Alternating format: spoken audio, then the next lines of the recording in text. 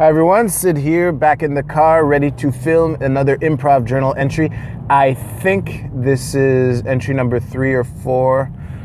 I should have checked before leaving. But anyway, something that is a happy coincidence is that the secret entry that I filmed on Monday, I forgot one of the shows that I did since before Sketchfest. And it's a happy coincidence because this is a good follow-up to the last improv journal entry that I did film, that I did publish, I'll say. So a couple weeks ago, again, Sketchfest is fucking up with my perception of time, but it was probably like 3 weeks ago, I'm assuming. I did a set at Indie Night again, my return. And I didn't tell anyone about this until after the fact, but in my mind I was playing for redemption because as those of you who watched my last entry know, despite the fact that I was playing with my troupe, Waterworld 2, I basically got locked into my head, and from there it spiraled into a full-on panic attack. And for me, just not having that happen would be a victory. I will say, mission accomplished. I redeemed myself in my own eyes, which are the eyes that matter the most, really. Now, something I will say, the troupe, basically I was invited as a replacement improviser by a friend of mine, John. I know he won't mind me using his real name. And the funny thing is, basically, he called me in as a replacement improviser because someone in his troupe couldn't make it that night. Turns out someone else also couldn't make it, so he called in another replacement who I'm quite familiar with. I've played with many times before. Let's call her Vicky. Now, the thing about this set, which I found really interesting, was it kind of underlined the challenges, 2 sets of challenges. First of all, the challenge of doing a long-form montage when you're 4, and also the challenge of doing a long-form montage when you're not familiar with everyone there. Basically, John, I played with him many times as well, Victoria as well. The troupe mate of his who could make it, let's call him Ed, I had met that night. And again, you know, we're improvisers. We know the basic skill sets. However, there is it is very useful to be familiar with your scene partner, to know what they like doing, their habits, good and bad, and the things that they like doing and whatnot, and that they know the same about you. That can really make it powerful. Now, also, when you're doing a long-form montage when you're 4, there's like this natural groove that you can fall into if you're not consciously paying attention to it, which is when you'll kind of break off into pairs, and 2 people will do a scene together, then the other 2 will do a scene together, and then the other 2 will do a scene together, wash, rinse, and repeat. And we kind of fell into that trap. Now, it is natural that, you know, from Ed's perspective, he was only familiar with John. He had met me and Vicky that night. And me, I was equally familiar with John and Vicky. To an extent, maybe. It's funny, I've known John longer, but I feel I've had more stage time with Vicky.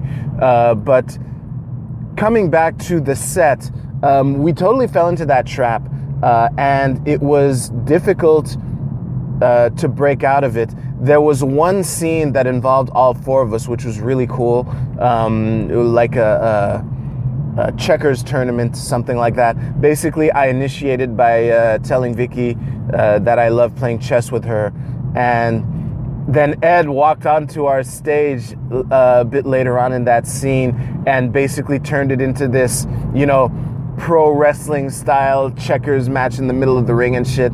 And John was the referee. It was a pretty good scene. Naturally, my favorite scenes of the night tend to be scenes that I was in. Go figure. But I really not only was it cool, it was the only scene that involved all four of us. And the thing is, later on, you know what? It's not even worth mentioning. I'll just move on to the wrap-up, which is, you know, as much as being competent or better improvisers will help you perform with basically anyone.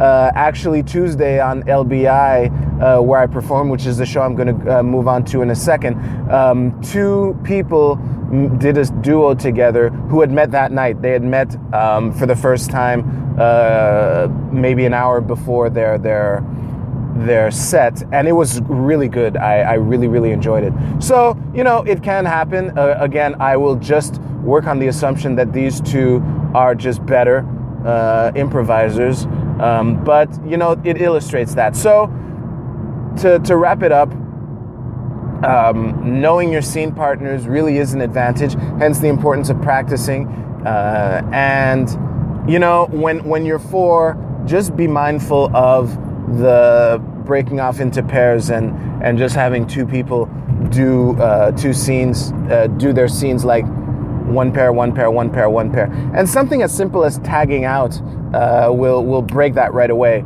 So that's an important technique, which I would have done had I you know, hesitated less and been more comfortable just tagging in. Anyway, I think I've covered that one enough. Now, moving on to Tuesday, I did a set with my troupe Waterworld 2. Carlos was not there.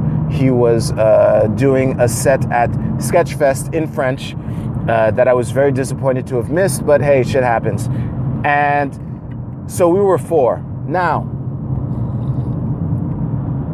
as I probably mentioned before, me and the troupe, we're working on developing our skills of playing game of the scene. I'll try and find a link that can somehow explain what it is. It took me a while to understand what it is, and I still suck at it. And basically, it's just finding a pattern and building it up. Finding a pattern that's weird and or funny, and just building on it. So, man, this guy behind me is tailgating me. Fuck that guy. Anyway, so yeah, our set, not only have we been trying to learn game of the scene, but we were kind of experimenting with a new opener, which I won't elaborate on, but I will say, based on the set that we did based on the set that we did at LBI, it's my favorite opener that we've done. It's quick. You can find good ideas in it to explore. It sets the expectations for the audience. I really want to continue to elaborate on that. And overall, I think the set went well. I think that the weakest part of that set was the ending, unfortunately, and that is the exact opposite of what you want to have happen.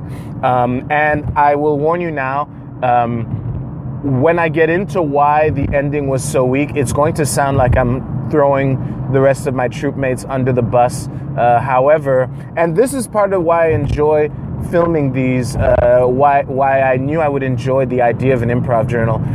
It's all about finding out what you could have done. So just keep in mind, as I'm quote unquote throwing my entire team under the bus, that I was there the whole time, and I will get into what I could have done to help alleviate that situation. So the first premise isn't really worth exploring. I mean, it was a nice game. We did some game moves. One thing that I will mention, though, for me personally, it was a good set for me personally as well, because I got to be a support player. I wasn't on stage that often. However, the things that I did do on stage were useful and funny, and helped make the set better for the most part. And for that, I am happy, because something that I am, one of the many things I'm focusing on because I got that comment recently, was the idea of relaxing and just taking my time. Like, yes, there's a near constant time pressure that is applied, especially when you're doing a show and you have a certain amount of time. There is literally a timer ticking. However, when you rush things, it's an invitation to make a lot of unforced errors. So I'm glad that while I was off to the side watching my teammates perform, I was not so much locked into my head. There were a couple moments where I hesitated and the window to do my thing closed, but that's going to happen. But for the most part, it was fun for me to just sit there and observe and pay attention, and just take my time and allow the scene to develop. So the first premise, considering that it was, we did game pretty good. The second set, which is what I want to elaborate on, is where the second premise, I say, is where things, let's just say they petered off towards the end. So the second premise was really simple. Eating carrots makes you good at basketball because you can see better when you eat carrots. Really simple. So Nazir and Will start off as they establish themselves as being basketball rivals, and later on it is said that Angela is kind of both of their fathers or something. And it's funny too, because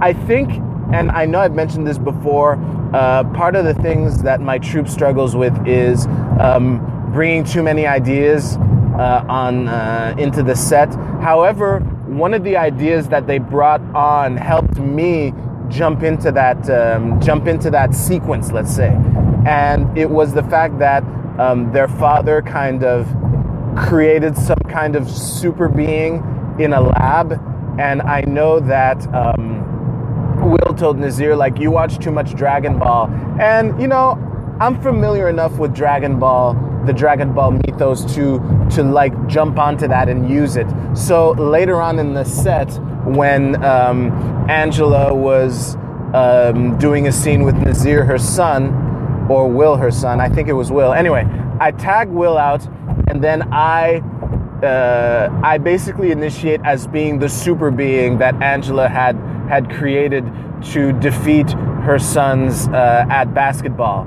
Now, here we're starting to get towards the ending. Now, I forget how it happened, but soon after, there was a scene where Will and Nazir were talking about how the super being had returned or something, and how they were in danger of losing the free throw competition because of it.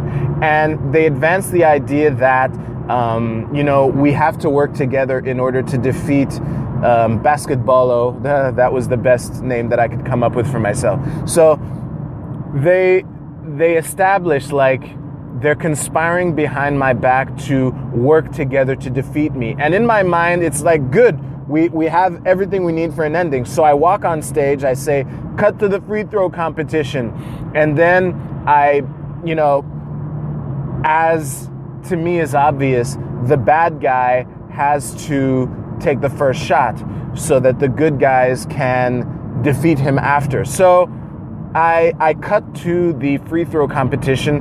I say some menacing things to my opponents, and then I take my free throw, and then I score, and then I say, now it's your turn, and then I kind of kneel in this thinker's pose, and I wait for them to take the shot.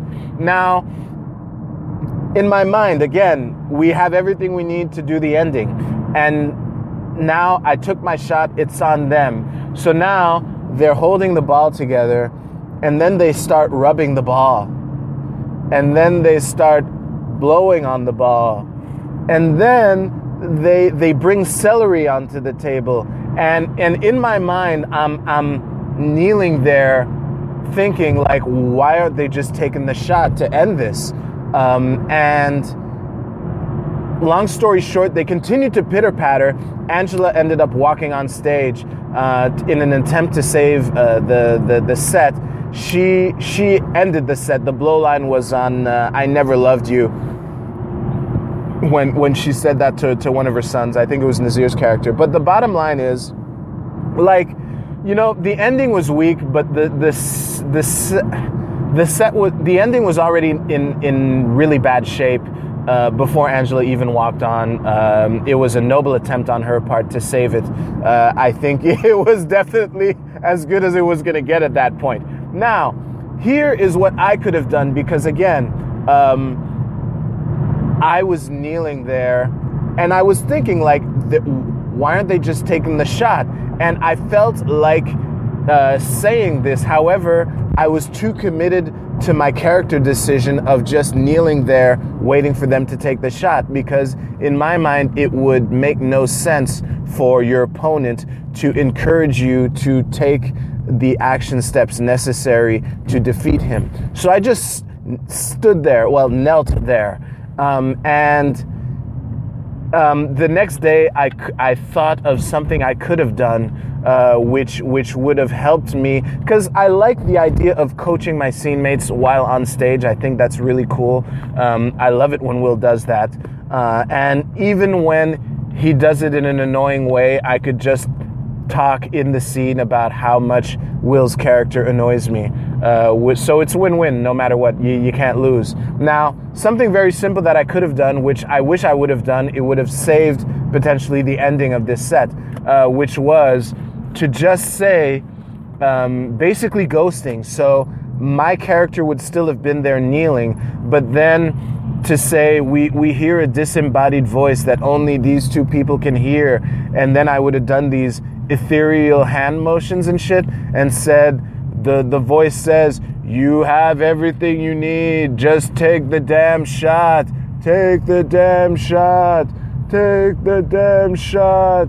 Because already, like, you know, rubbing the ball, really? Blowing on the ball, really? And when I think it was Nazir who said, "Oh, there's celery on the ground," I wanted to stand up and say, "What the fuck are you guys doing?"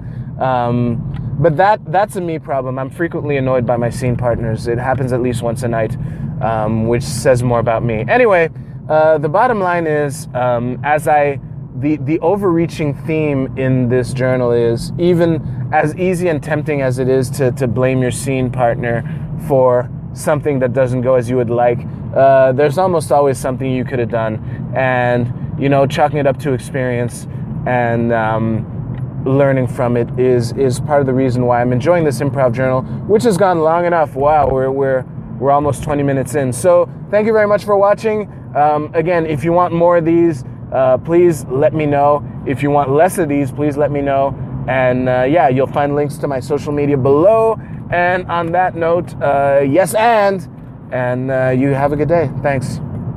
Oh yeah, subscribe to my YouTube channel and hit the bell to get notifications. You forgot something. All right, you take care.